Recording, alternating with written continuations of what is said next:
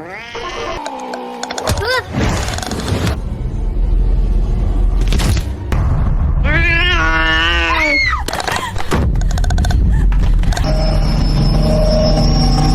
की शुरुआत में ताचिबाना नाम की एक सोशल वेलफेयर वर्कर मिस यासू नाम की एक औरत का हालचाल लेने उसके घर आती है। इसी बीच घर के अंदर किसी को चलते हुए देखा जाता है। घर अंदर से बिल्कुल शांत होने और कोई जवाब न मिलने पर ताचिबाना खुद ही अंदर चली जाती है। ताचिबाना लाइट ऑन करती है तो लाइट थोड़ी देर फ्लिकरिंग करके बंद हो जाती है। ताचिबाना थोड़ा आगे बढ़ती है तो उसे डाइनिंग टेबल पर कोई बैठा हुआ दिखाई देता है, लेकिन जब वो दरवाजा खोलकर देखती है तो वहां कोई नहीं होता, बस टेबल पर खाना सजा हुआ रखा था। इसके बाद ताचिबाना बगल वाले रूम में जाती है और मिस यासू को मरा हुआ देखकर बुरी तरह डर जाती है। इसी बीच टीवी का टाइमर पूरा हो जाता है और टीवी ऑन हो जाता है। फिर ताचिबाना के पीछे कुछ बहुत ही भयानक आकार खड़ा हो जाता है और सीन कट हो जाता है। सीन आता है CN यूनिवर्सिटी ऑफ आर्ट्स में, जहां प्रोफेसर शिनिची मोरिशिगे स्टूडेंट्स के साथ कुछ फेमस अर्बन लेजेंड्स पर डिस्कस कर रहे हैं, जैसे slit mouth woman, Hanako of the toilet, cursed video वगैरह। वो बताते हैं कि ज्यादातर कहानियां बस लोगों के मुंह से फैली हुई झूठी बातें होती हैं, लेकिन कर्स्ड वीडियो की बात अलग है। प्रोफेसर मोरिशिगे एक्सप्लेन करते हैं कि इस कर्स्ड वीडियो को देखने के बाद सदाको नाम का भूत फोन करके बताता है कि व्यूअर 2 दिन यानी 48 घंटे के अंदर मरा जाएगा। कैसेट का दौर खत्म होने के साथ यह लेजेंड भले ही गायब हो गया हो, लेकिन मोरिशिगे को यकीन है कि यह आज भी रियल है। वो अनाउंस करते हैं कि अगर कोई उन्हें यह ओरिजिनल वीडियो कैसेट लाकर दे दे तो वो उसे काफी सारे पैसे देंगे।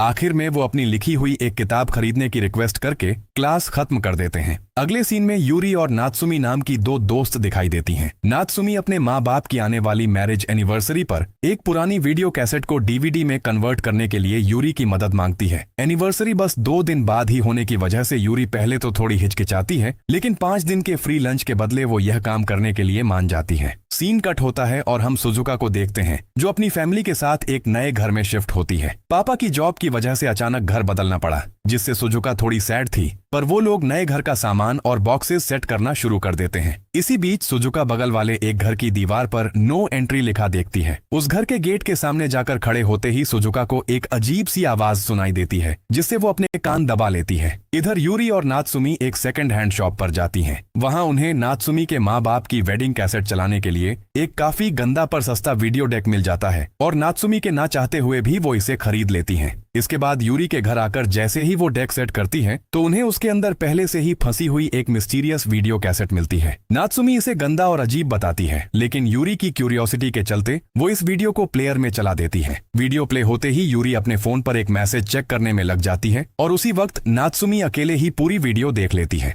वीडियो खत्म होने के बाद नात्सुमी बुरी तरह डर जाती है और दावा करती है कि यही वो कर्स्ड वीडियो है। यूरी पहले तो इसे किसी का प्रैंक समझकर टाल देती है और प्रोफेसर मोरिशिगे को यह देकर बहुत सारे पैसे कमाने के बारे में सोचती है, लेकिन नात्सुमी 2 दिन के अंदर मरने के डर से बुरी तरह पैनिक हो जाती है। ठीक तभी नात्सुमी के फोन पर एक अननोन नंबर से कॉल आती है।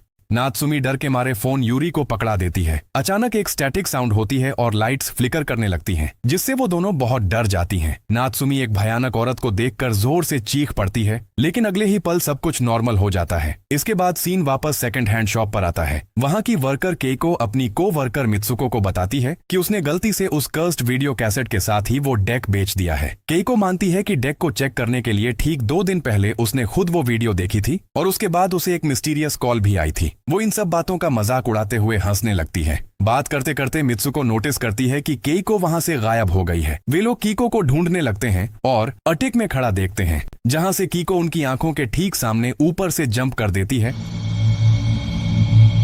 और मौके पर ही उसकी मौत हो जाती है। सीन कट होकर सुजुका पर आता है। सुजुका को घर में अपने पीछे किसी के होने का एहसास होता है और अचानक उसकी नींद टूट जाती है। सुबह सुजुका की स्कूल फ्रेंड्स उसे बताती हैं कि उनका नया घर एक गंदे, अबैंडन्ड और कर्स्ड घर के ठीक सामने है। टैरो कार्ड रीडिंग करते करते वो लोग सुजुका को उस अबैंडन्ड घर की पास्ट हिस्ट्री बताती हैं। वो इसे एक कर्स्ड घर बताती हैं, जहां कई साल पहले एक आदमी ने अपनी बीवी को स्टैब किया था और अपने छोटे बेटे को बाथटब के पानी में डुबाकर मार डालने के बाद खुद भी फांसी लगाकर सुसाइड कर लिया था। इसके बाद जो भी लोग इस घर में रहने आए वो सब सुसाइड, मर्डर या किसी न किसी अचानक एक्सीडेंट का शिकार हो गए। इसलिए वो सुजुका को वार्न करती हैं कि वो किसी भी हाल में उस घर की बाउंड्री के अंदर कदम न रखे। दूसरी तरफ यूरी और नात्सुमी वापस उस सेकंड हैंड शॉप पर जाती हैं, लेकिन मित्सुको बताती है कि शॉप टेम्परेरली बंद है। वो लोग शॉप के इंचार्ज से बात करती हैं और कल खरीदे गए वीडियो डेक और उसके अंदर मिली उस कैसेट के बारे में बताती हैं। मैनेजर को जब पता चलता है कि उन्होंने वो वीडियो देख ली है तो वो बताता है कि यह डेक एक सुसाइड करने वाली बूढ़ी औरत के घर के सामान के साथ यहाँ आया था और उसकी लाश निकालने वाली सोशल वेलफेयर वर्कर ने भी ठीक 2 दिन बाद सुसाइड कर लिया था। मित्सुको कन्फेस करती है कि उस कर्स्ड वीडियो को देखने के ठीक 2 दिन बाद शॉप की पार्ट टाइम वर्कर केई को ऊपर से नीचे गिरकर मारी गई है। यह सब सुनकर नात्सुमी अपनी मौत के डर से बुरी तरह रोने लगती है। यूरी बचने का कोई रास्ता ढूंढने की उम्मीद में नात्सुमी को लेकर प्रोफेसर मोरिशिगे के पास जाती है। वो लोग कन्फेस करती हैं कि नात्सुमी ने वो कर्स्ड वीडियो देख ली है। कैसेट देखकर प्रोफेसर बहुत एक्साइटेड हो जाते हैं और कंफर्म करते हैं कि यही असली कर्स्ड वीडियो है। वो इस पर अपनी साइकोलॉजिकल थ्योरीज झाड़ने लगते हैं, लेकिन नात्सुमी की जान बचाने की तड़प और भीख पर कोई ठोस जवाब नहीं दे पाते। नात्सुमी के जिंदा रहने का टाइम बस 2 दिन है, जो कल रात को खत्म हो जाएगा। सच जानने और अपने रिसर्च के जुनून में प्रोफेसर मोरिशिगे खुद भी उस वीडियो को देखने का डिसीजन लेते हैं। वो दोनों सहेलियों को रूम से बाहर निकाल देते हैं और वीडियो को कंप्यूटर में डीवीडी में कन्वर्ट करके देखना शुरू करते हैं। वीडियो खत्म होते ही उनके पास भी एक मिस्टीरियस कॉल आती है और वो बेहद क्यूरियोसिटी के साथ फोन पर पूछते हैं, क्या तुम सदाको हो? तभी एक जोर की स्टैटिक आवाज सुनाई देती है। मोरिशिगे की चीख सुनकर यूरी और नात्सुमी भागकर अंदर आती हैं। तब मोरिशिगे हाथ में कैसेट लिए बहुत खुशी से लड़कियों को बताते हैं कि वीडियो 100% रियल है। हालांकि सदाको सीधे उनके सामने हाजिर नहीं हुई। प्रोफेसर मोरिशिगे कमेंट करते हैं कि इस कर्स्ड वीडियो का एक्सपीरियंस सबके लिए एक जैसा नहीं होता। नात्सुमी बुरी तरह डर कर पूछती है कि क्या उन दोनों की जान बचाने का कोई रास्ता है। यूरी मोरिशिगे को उनकी ही लिखी हुई बुक चेक करने को कहती है। बुक में बचने का एक ही रास्ता था, किसी और को वीडियो दिखाना। यूरी कहती है कि अब नात्सुमी ने आपको यह वीडियो दिखा दी है, लेकिन मोरिशिगे याद दिलाते हैं कि कैसेट उन्हें नात्सुमी ने नहीं बल्कि यूरी ने दी थी। नात्सुमी पूरी तरह टूट जाती है और इस कर्ज की दर्दनाक मौत से बचने के लिए सुसाइड करने का सोचने लगती है। तब मोरिशिगे उसे शांत करते हैं और किसी स्पिरिचुअल मीडियम यानी शमन को ढूंढ लाने का भरोसा दिलाते हैं। साथ ही वो यूरी को वीडियो देखने से स्ट्रिक्टली मना करते हैं ताकि अगर वो दोनों मारे भी जाए तो कम से कम एक चश्मदीद जिंदा बची रहे। दूसरी तरफ सुजुका उस कर्स्ड घर के गेट के सामने एक छोटे लड़के को खड़ा देखती है। सुजुका उस लड़के के बाकी क्लासमेट्स को आते देखकर वहां से चली जाती है। सुजुका के जाते ही वो लड़के उसे बुली करने लगते हैं और उसके बैग में कुछ पत्थर डाल देते हैं। इसके बाद वो उसे उस भूतिया घर के अंदर जाकर 1000 तक गिनती गिनने को कहते हैं। वो लड़का दरवाजे के सामने पड़ी चाबी से दरवाजा खोलता है और अंदर घुस जाता है। अंदर जाकर वो जैसे ही अपने बैग से पत्थर निकालने लगता है तभी उसे एक बिल्ली की आवाज सुनाई देती है। वो मुड़कर देखता है तो सामने एक भयानक बच्चे को देखकर बुरी तरह डर जाता है। वो जैसे ही अपनी आंखों से हाथ हटाता है देखता है कि वो बच्चा ठीक उसके सामने खड़ा है। इसके बाद वो बाहर निकलता है और उन बुलीज पर एक पत्थर मारकर वापस घर के अंदर भाग जाता है।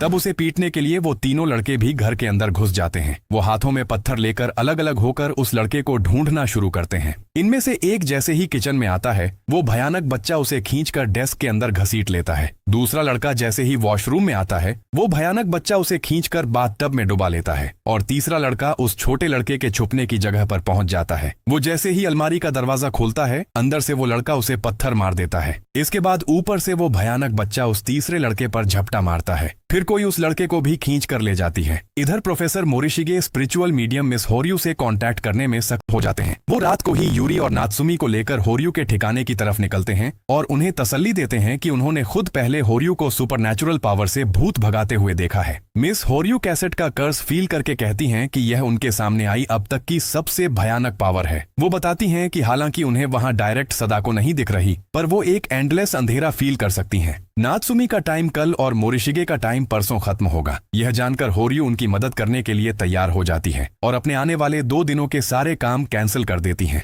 लेकिन मोरिशिगे अपनी जान से ज्यादा नात्सुमी को बचाने की रिक्वेस्ट करते हैं क्योंकि उनके अपने मन में सदाको को देखने की बहुत ज्यादा क्यूरियोसिटी बची हुई थी। उनका यह पागलपन देखकर होर्यू इरिटेट होकर कहती हैं कि अगर वो मरना चाहता है तो यह उसकी अपनी मर्जी है। नात्सुमी मीडियम मिस होर्यू से अपनी जान बचाने के लिए रोते हुए भीख मांगती है। होर्यू शिंतो रिलीजियस रिचुअल्स के हिसाब से मंत्र पढ़ना शुरू करती हैं। रिचुअल के एक पॉइंट पर नात्सुमी को जबरदस्ती एक ड्रिंक पिलाई जाती है होर्यू जब नात्सुमी को मारती हैं तो यूरी गुस्सा हो जाती है। तब होर्यू यूरी को भी एक थप्पड़ मार देती है। प्रोफेसर मोरिशिगे यूरी को तसल्ली देकर रोक लेते हैं। होर्यू नात्सुमी को फिर से जबरदस्ती ड्रिंक पिलाकर उसके अंदर की आत्मा को बाहर आने का ऑर्डर देती है तो सदाको की सुपरनैचुरल पावर बहुत ही भयानक रूप में सामने आ जाती है। तब होर्यू का एक चेला दूसरे चेले की गर्दन तोड़ देता है और फिर खुद अपनी गर्दन भी तोड़ लेता है। होर्यू समझ जाती है कि यह आत्मा अपने रास्ते में आने वाले हर इंसान को मार डालेगी। मौत के मुंह में जाने से पहले वो मोरिशिगे से कहती हैं कि अब सिर्फ केइजो नाम का एक आदमी ही उन्हें बचा सकता है और अल्टर के नीचे रखे पैसों से उसकी फीस दी जाए। होर्यू की इस मरने वाली हालत में भी पागल मोरिशिगे उनसे रिक्वेस्ट करते रहते हैं कि उन्हें कम से कम एक बार सदाको दिखा दी जाए। तब होर्यू मोरिशिगे को अपने सर से जोर की टक्कर मारती हैं। इससे उन दोनों की ही मौत हो जाती है। इसके बाद नात्सुमी को होश आता है। वो यूरी को ब्लेम करते हुए कहती है कि आज उसी की वजह से वो मौत के सामने खड़ी है। गिल्ट में डूबी हुई यूरी नात्सुमी को बचाने के लिए एक बड़ा डिसीजन लेती है। मोरिशिगे की बुक की थ्योरी के हिसाब से किसी और को वीडियो दिखाने से श्राप से छुटकारा मिल जाता है। इस यकीन के साथ यूरी खुद वो कैसेट देखने का डिसीजन लेती है ताकि नात्सुमी का श्राप उसके अपने ऊपर ट्रांसफर हो जाए। यूरी नात्सुमी के हाथ से कैसेट लेकर वीडियो प्ले कर देती है। उसे वीडियो में सदाको दिखाई देती। इसके बाद यूरी नात्सुमी को आते हुए देखती है। दूसरी तरफ केइजो और उसकी ब्लाइंड पार्टनर तमाओ को दिखाया जाता है। तमाओ अपने स्पेशल सेंसेस से सिचुएशन समझने की कोशिश करती है लेकिन उसे कुछ खास दिखाई नहीं देता। इधर नात्सुमी यूरी की इस बेवकूफी पर अफसोस जताती है। ठीक तभी टेलीफोन बज उठता है। यूरी डरते हुए जैसे ही फोन उठाती है केइजो आकर फोन तोड़ देता है।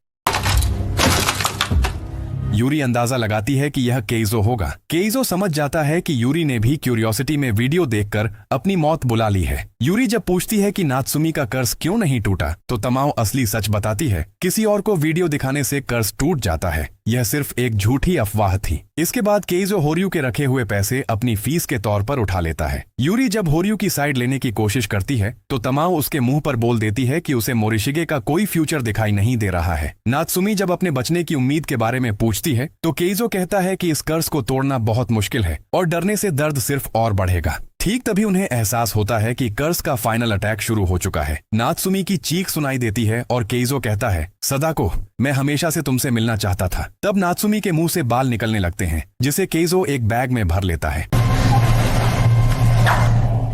केइजो नात्सुमी की कंडीशन देखने के बाद अपनी पार्टनर तमाओ के साथ एक स्पेशल प्लान शेयर करता है। उसका प्लान था सदाको और कायाको को एक दूसरे के आमने सामने खड़ा करके उनके बीच फाइट करवा देना। केइजो बताता है कि कल नात्सुमी के 2 दिन पूरे हो जाएंगे, इसलिए वो कल आकर अपना फाइनल मूव लेगा। तब तक वो यूरी और नात्सुमी को शांत होकर घर के अंदर ही रहने का ऑर्डर देता है। इधर स्कूल में सुजुका की फ्रेंड्स उसके साथ कल शाम पास के ही एरिया से प्राइमरी स्कूल के 4 बच्चों के गायब होने के बारे में बात करती हैं। वो शक जताती हैं कि इनके गायब होने के पीछे ह्यूमन ट्रैफिकिंग का हाथ है या फिर वो सिर्फ घर से भाग गए हैं। दूसरी तरफ यूरी और नात्सुमी के माँ बाप की वेडिंग वीडियो प्ले करती हैं। नात्सुमी बताती है कि उसके माँ बाप की शादी के फंक्शन से पहले ही उसका जन्म हो गया था क्योंकि फंक्शन करने के लिए तब उनके पास काफी पैसे नहीं थे। इसके बाद यूरी नहाने जाती है। अचानक उसके ऊपर बालों का एक गुच्छा गिरता है। यूरी ऊपर देखती है तो उसे सीलिंग पर बहुत सारे बाल दिखाई देते हैं। उसकी चीख सुनकर नात्सुमी दौड़ कर आती है पर यूरी इसे अपना वहम बताकर टाल देती है। इधर केइजो और तमाओ उस कर्स्ड घर के सामने आकर खड़े होते हैं। तमाओ को एक आवाज सुनाई देती है तो केइजो उसे नॉर्मल करता है। केइजो जैसे ही दरवाजा खोलता है तमाओ कहती है कि अंदर गए तो कर्ज लग जाएगा और मारे जाओगे। तमाओ को अंदर कायाको और तोशियो की भयानक प्रेजेंस फील होती है। केइजो एक पत्थर पर स्पेल पढ़कर अंदर फेंकता है तो एक कैट की आवाज सुनाई देती है। तमाओ केइजो को अंदर जाने से रोकती है और कहती है कि इधर आओ, हमारे लिए कुछ अच्छा है। उन्हें एक गहरा कुआं मिलता है और वो इसे अपने प्लान के लास्ट ऑप्शन के तौर पर यूज करने का डिसीजन लेते हैं। ठीक तभी सामने वाले घर से सुजुका को उनकी तरफ देखते हुए पाकर केइजो उसे वहां से चले जाने को कहता है। सुजुका जब उनकी हरकतों पर सवाल उठाती है तो तमाओ केइजो से कहती है कि वो कर्स्ड घर सुजुका को अपनी तरफ अट्रैक्ट कर रहा है। केइजो सुजुका को फिर से उस अबैंडन्ड घर से दूर रहने को कहता है क्योंकि वहां अंदर जाने का मतलब है सीधा मौत। इसके बाद सुजुका अपने माँ बाप के साथ कल गायब हुए 4 स्कूल स्टूडेंट्स के बारे में बात करती है। सुजुका बताती है कि कल शाम उसने उन चारों को उस पुराने घर के सामने देखा था, लेकिन उसके पापा को लगता है कि वो लड़के शायद घर से भाग गए हैं और जल्दी ही उनका पता चल जाएगा। इसके बाद सुजुका जैसे ही ऊपर जाने लगती है अचानक घर का माहौल क्रीपी हो जाता है और उसे वही बच्चा दिखाई देता है। ठीक तभी उसकी माँ वहाँ आ जाती है। दूसरी तरफ यूरी नात्सुमी को बताती है कि केइजो बस 1 घंटे में आ रहा है। नात्सुमी एक्सट्रीम मेंटल टेंशन और डिप्रेशन में आकर मुस्कुराकर कहती है कि शायद सभी मर जाएं तो ही अच्छा होगा। यूरी जब उसे तसल्ली देने की कोशिश करती है, ठीक तभी नात्सुमी एक भयानक सच कबूल करती है। वो बताती है कि उसने प्रोफेसर मोरिशिगे के पास से कर्स्ड वीडियो की डीवीडी चुरा ली थी और जब यूरी नहा रही थी तब उसने वो वीडियो इंटरनेट पर अपलोड कर दी है। खतरा समझकर उसने जल्दी से वीडियो डिलीट तो कर दी, लेकिन तब तक बहुत से लोग इसे डाउनलोड कर चुके थे और यह वीडियो इंटरनेट पर पूरी तरह फैल चुकी है। नात्सुमी पूरी तरह से टूट जाती है और यूरी को एक साथ सुसाइड करने को कहती है ताकि उन्हें इस कर्ज की दर्दनाक मौत ना मरनी पड़े। यूरी के मना करने पर नात्सुमी खुद को एक रूम में लॉक कर लेती है। यूरी दरवाजे के बाहर से उसके सामने दरवाजा खोलने की भीख मांगती रहती है। नात्सुमी कहती है कि वो अकेली नहीं मरना चाहती और यूरी को उसकी मौत देखने को कहकर सुसाइड करने की कोशिश करती है। ठीक तभी सदाको वहां आ जाती है। यूरी किसी तरह दरवाजा खोलकर अंदर घुसती है, लेकिन तब तक सदाको नात्सुमी को मार चुकी थी। इसके बाद केइजो आकर बताता है कि सदाको के कर्ज के रूल के हिसाब से विक्टिम खुद सुसाइड नहीं कर सकता, इसलिए सदाको ने खुद ही नात्सुमी को मार दिया है। तमाओ यूरी को समझाती है कि कर्स्ड लोगों के लिए सुसाइड करना इम्पॉसिबल है, क्योंकि जो कोई भी सदाको के कर्ज के रास्ते में रुकावट बनता है। यहाँ तक कि अगर विक्टिम खुद भी सुसाइड करना चाहे तो सदाको उन्हें डायरेक्ट मार डालती है। यूरी जब खुद को गुनहगार मानकर रोने लगती है तो केइजो कहता है कि अब रोने का कोई फायदा नहीं है। यूरी जब इस पूरे कर्ज को हमेशा के लिए खत्म करने का रास्ता पूछती है तो केइजो बताता है कि सदाको के सारे कर्ज एक इनविजिबल धागे से बंधे हुए हैं। वो प्रपोज करता है कि अगर यूरी के कर्ज का यूज करके सदाको को खत्म कर दिया जाए तो ये एक वैक्सीन की तरह काम करेगा और सारे श्राप हमेशा के लिए खत्म हो जाएंगे। यूरी इस प्लान के लिए तैयार हो जाती है और केइजो डिसाइड करता है कि कल रात यूरी के मरने के फिक्स टाइम पर वो लोग इस प्लान को अंजाम देंगे। ठीक तभी तमाओ वार्न करती है कि सामने वाले घर की स्कूल गर्ल सुजुका एक बहुत बड़ी मुसीबत में पड़ने वाली है। इधर सुजुका अपने रूम से उस कर्स्ड घर की तरफ देखती है और अंदर उस लड़के को देखकर उस घर में जाने का डिसीजन लेती है। उसके माँ बाप को भी दरवाजा खुलने की आवाज सुनाई देती है। तब तक सुजुका उस घर के गेट के अंदर घुस चुकी थी। फिर जैसे ही वो दरवाजा खोलती है उसे अंदर वही लड़का दिखाई देता है। सुजुका भी उस लड़के के पीछे पीछे ऊपर जाने लगती है। ऊपर जाते ही एक काली बिल्ली दौड़कर वहां से निकल जाती है। सुजुका यह देखकर डर तो जाती है, लेकिन खुद को संभाल कर वो उस लड़के को ढूंढती है और वो उसे वहां मिल भी जाता है। सुजुका उसे घर वापस चलने को कहती है। ठीक तभी वो लड़का तोशियो में बदल जाता है। सुजुका डर के मारे जोर से चीखती है, जिसकी आवाज उसके माँ बाप सुन लेते हैं। वो लोग जल्दी से उस घर में घुसकर सुजुका को ढूंढ लेते हैं, लेकिन सुजुका को लेकर बाहर निकलने से पहले ही तोशियो वहां आ जाता है। कुछ समझ पाने से पहले ही तोशियो कूदकर उसके पापा की गर्दन पर बैठ जाता है और उन्हें खींच कर ले जाता है। इसके बाद एक भयानक औरत यानी काया को रेंगते हुए माँ बेटी की तरफ आगे बढ़ती है। माँ तुरंत सुजुका को वहां से भाग जाने को कहती है। सुजुका जैसे ही थोड़ा सा दरवाजा खोलती है, केइजो एक बैग अंदर फेंकता है जिसमें से बालों का एक गुच्छा निकलकर कायाको के पास जाता है और ठीक तभी कायाको माँ को खींच कर ले जाती है। केइजो जल्दी से सुजुका को खींचकर घर से बाहर निकाल लेता है। केइजो कहता है कि सुजुका उनके प्लान में काम आ सकती है। यूरी उसकी इस रूड बात पर गुस्सा करती है, लेकिन केइजो समझाता है कि सुजुका केओ बचाने का बस एक ही रास्ता है कि वो उनके साथ मिलकर काम करे। अगले दिन सुबह जब सुजुका की नींद खुलती है तो केइजो उसे बताता है कि उसके माँ बाप अब कभी नहीं लौटेंगे और कायाको उसे भी मार डालेगी। यूरी सुजुका को अपना इंट्रोडक्शन देती है और बताती है कि वो खुद भी सदाको के कर्ज का शिकार है। वो डिसाइड करते हैं कि इन दोनों कर्सेस को एक दूसरे के खिलाफ भिड़ाकर ही उनकी जान बच सकती है। केइजो अपना फाइनल प्लान सबके सामने रखता है। यूरी और सुजुका एक साथ कायाको के कर्स्ड घर में जाएंगी। घर के अंदर जाने की वजह से यूरी पर कायाको का कर्ज लग जाएगा। दूसरी तरफ घर के अंदर बैठकर कर्स्ड वीडियो देखने से सुजुका पर सदाको का कर्ज लग जाएगा। तमाओ समझाती है कि इस तरह वो दोनों एक ही वक्त में दो अलग अलग कर्सेस के जाल में फंस जाएंगी, जिसके नतीजे में सदाको और कायाको अपने अपने शिकार को पाने के लिए एक दूसरे से भिड़ जाएंगी। इस टकराव की वजह से दोनों सुपरनैचुरल पावर्स आखिर में एक दूसरे को खत्म कर देंगी। यूरी जब इस प्लान के सक्सेसफुल होने पर शक जताती है तो केइजो कहता है कि अगर सब कुछ ठीक रहा तो यह प्लान जरूर काम करेगा, लेकिन अगर यह फेल हुआ तो उसके पास एक बैकअप प्लान भी है। वो मिशन से पहले यूरी और सुजुका को थोड़ी देर आराम करने को कहता है और इस बीच वो लोग उस कुएं के आसपास कुछ खूंटियां गाड़ लेते हैं। इधर सुजुका डर के मारे रोने लगती है तो यूरी उसे तसल्ली देती है। रात होते ही केइजो उन्हें फाइनल इंस्ट्रक्शंस देता है और कोई खतरा होने पर पीछे के दरवाजे से भाग निकलने का सजेशन देता है। इसके बाद यूरी और सुजुका हिम्मत जुटाकर उस कर्स्ड घर के अंदर एंटर करती हैं। घर के अंदर वो वीडियो प्लेयर सेट करती हैं। प्लान के मुताबिक सुजुका वीडियो देखना शुरू करती है। बाहर से फोन के जरिए केइजो उनके साथ कांटेक्ट कर रहा था। अचानक अजीब सी आवाजें आने लगती हैं और चीजें कांपने लगती हैं। खैर, वीडियो खत्म होते ही सुजुका के मोबाइल पर एक कॉल आती है। ठीक तभी उन्हें अपने पैरों के पास तोशियो दिखाई देता है। तब टीवी के अंदर से बालों का एक गुच्छा निकलकर तोशियो को खींचकर टीवी के अंदर ले जाता है। इसके बाद केइजो यूरी को वीडियो देखने को कहता है। ठीक तभी टीवी के अंदर से सदाको और ऊपर से काया को नीचे आने लगती है। बाहर केइजो तमाओ को अपने सेंसेस बंद रखने को कहता है और सुजुका और यूरी को वार्न करता है कि वो सदाको की आंखों में डायरेक्ट ना देखें। तब काया को सदाको को खींच कर ले जाती है, लेकिन कुछ ही देर बाद दोनों फिर से बाहर निकल आती हैं। सदाको अपने बाल कायाको की आंखों और मुंह में घुसाकर कायाको को खत्म कर देती है। इसके बाद सदाको जैसे ही उनकी तरफ आती है, दोनों वहां से भागना शुरू कर देती हैं। इसी बीच केइजो दौड़कर अंदर आ जाता है। वो कायाको को देखता है और कैसेट को सदाको का अहम हिस्सा बताकर कायाको की तरफ फेंकता है, जिसे कायाको तोड़ देती है। केइजो सुजुका और यूरी को बाहर निकलकर कुएं के पास जाने को कहता है, लेकिन जैसे ही वो खुद बाहर निकलने लगता है, सदाको उसे पकड़ लेती है। खैर, वो बाल काटकर वहां से निकल जाता है। उनके कुएं के पास आते ही केइजो अपना बैकअप प्लान सबके सामने रखता है। वो बताता है कि अब सबकी जान बचाने के लिए किसी एक को अपनी सैक्रिफाइस देनी होगी। प्लान के हिसाब से सदाको और कायाको को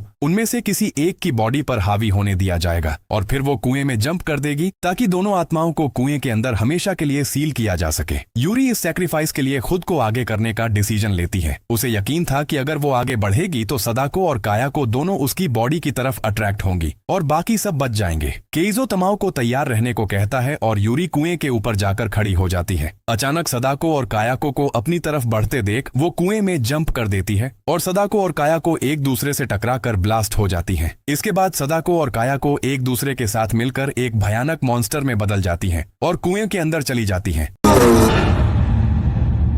तमाओ तुरंत सुजुका को कुएं का ढक्कन कसकर बंद कर देने का ऑर्डर देती है। सुजुका जब ढक्कन बंद कर रही थी तब तमाओ जख्मी केइजो के पास चल जाती है। पास ही टोशियो को भी देखा जाता है और इसी के साथ यह मूवी यहीं पर खत्म हो जाती है।